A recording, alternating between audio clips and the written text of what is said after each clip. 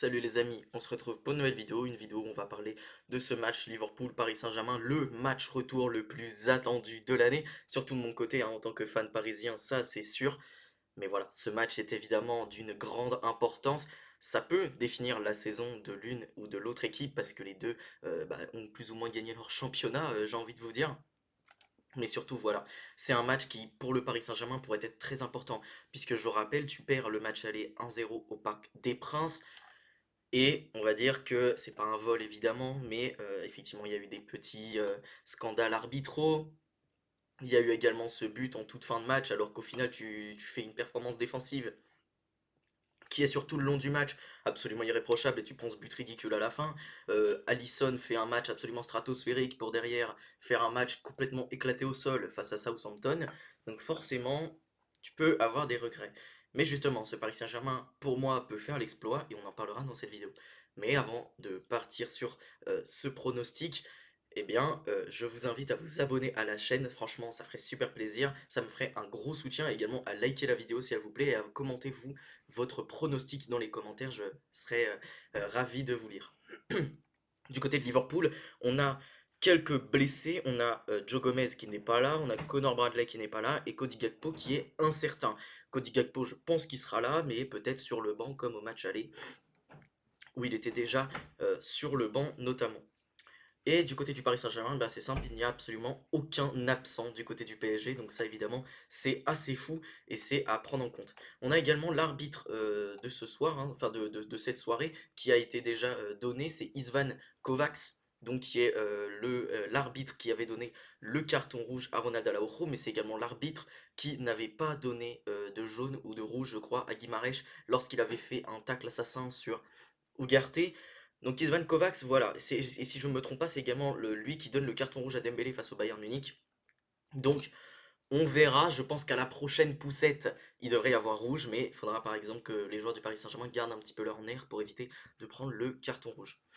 Alors on va commencer par Liverpool, hein, comme on fait d'habitude. Liverpool a battu Southampton ce week-end dans une victoire un petit peu bizarre, hein, concrètement. Liverpool n'a pas fait un match absolument extraordinaire. D'ailleurs la première période est pas terrible et au final Mohamed Salah marque un doublé et te donne l'illusion qu'il est le meilleur joueur du monde. Parce que hormis son doublé sur penalty, bah, il est transparent tout au long de la rencontre. Soboslai fait un match plutôt moyen. Au milieu de terrain, Gravenberch, Jones, ça a marché plutôt pas mal, mais forcément, t'es face au 20e, donc ça c'est un peu logique. Luis Diaz a fait un bon match. Darwin également. Trent, offensivement, a été excellent et Tsimikas a pu apporter. Mais c'est vrai, voilà, encore une fois, cette charnière centrale c'est un petit peu troué sur le but encaissé. Et on a également Alisson hein, qui fait n'importe quoi sur le but encaissé face à Southampton. Donc voilà, forcément, Liverpool ne vient pas avec une énorme confiance face au Paris Saint-Germain, même si évidemment cette victoire fait du bien, parce qu'au niveau du classement en Première Ligue, tu te mets bien en avance par rapport à Arsenal qui a fait le match nul ce week-end.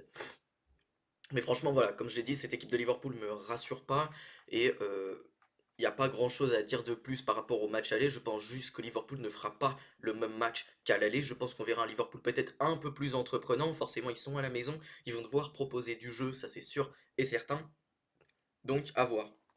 Moi, je pense qu'il y aura un peu plus d'espace pour le Paris Saint-Germain et ça va être quelque chose à exploiter. Maintenant, s'il y a plus d'espace pour le Paris Saint-Germain, ça veut également dire qu'il y aura des vagues et qu'il va surtout, voilà, des vagues d'offensive et qu'il va falloir pour le Paris Saint-Germain les maintenir et surtout, voilà, se replier le plus vite possible. Il va falloir que Nuno Mendes, par exemple, fasse les efforts jusqu'au bout, puisque sur le but d'Harvey Elliott, c'est quand même un peu de sa faute puisqu'il ne suit pas du tout Harvey Elliott alors qu'il avait à la base 5 mètres d'avance. Du côté du Paris Saint-Germain, il y a cette victoire face à Rennes. Alors, c'est une victoire où globalement c'est l'équipe B qui a joué, on avait du Mayulu, on avait du Lee Kangin, on avait Gonzalo Ramos, on avait Zaire Emery arrière droit, Beraldo, Lucas Hernandez et Safonov. Évidemment, la composition sera totalement différente, on en reparlera un petit peu plus tard. Mais certes, tu fais pas une bonne deuxième période, ta deuxième période pour moi elle est pas terrible.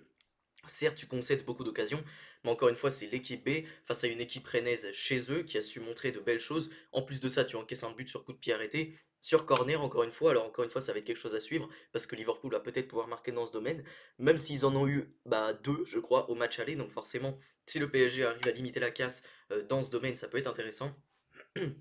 Mais on a également Dembélé qui continue à marquer, qui se remet en confiance parce que forcément face à Liverpool il a beaucoup tenté, il a pas marqué. Là au moins ça permet de le mettre un peu en confiance même si il y a quand même un gros raté au départ. On a également Kvaratskhelia qui fait une entrée absolument sensationnelle face à Rennes. Donc moi je pense voilà qu'on peut avoir Kvaratskhelia titulaire face à Liverpool. Barcola a également fait un gros match même s'il a failli être exclu et ça pareil il va falloir que Barcola se tienne un peu mieux dans les matchs si on veut espérer la victoire face à Liverpool.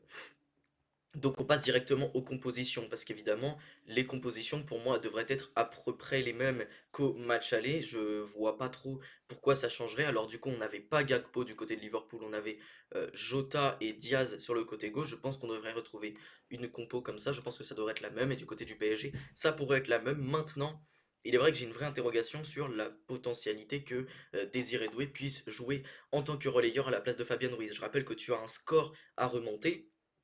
Et j'adore Fabien Ruiz, c'est sûr qu'il te permet d'imprimer un gros contrôle, mais si tu essaies voilà, de chercher le score, peut-être qu'un Désiré Doué serait plus pertinent.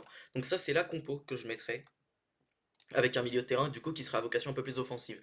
Et surtout Désiré Doué c'est également un joueur qui a une propension à faire des efforts qui peut être très intéressante.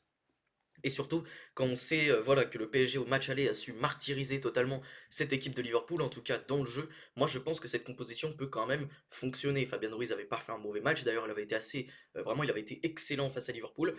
Mais voilà, on a la chance d'avoir une équipe où n'importe quel joueur peut très bien s'intégrer à l'équipe. Donc moi j'aimerais bien voir quelque chose comme ça, avec également un Barcola et un Kvara qui pourraient échanger de postes tout au long du match. Moi ça me plairait bien d'avoir voilà, cette espèce de polyvalence offensivement, mais également au milieu de terrain, d'avoir un joueur qui monte également combler les demi-espaces, que ce soit à droite, à gauche.